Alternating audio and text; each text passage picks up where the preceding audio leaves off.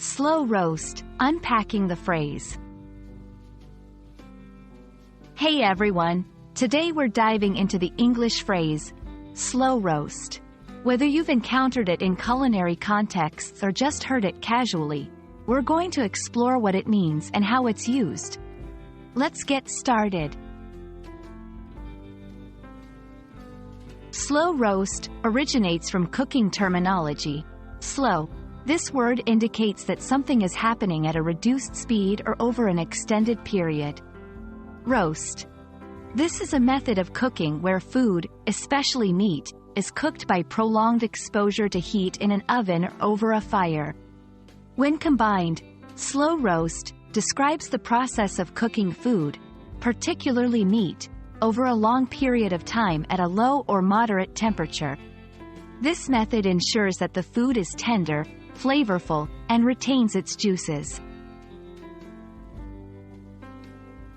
Beyond cooking, slow roast can be used figuratively in English.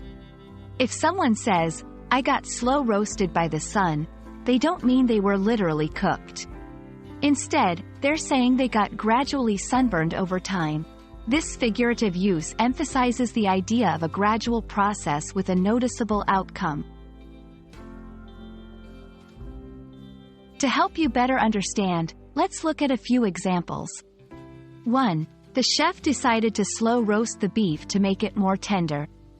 2. If you don't wear sunscreen, you'll slow roast in this heat. 3. The tomatoes were slow roasted to bring out their natural sweetness. There you have it. Slow roast is not just about cooking. It's a versatile phrase that can describe both a culinary technique and a gradual process in everyday scenarios.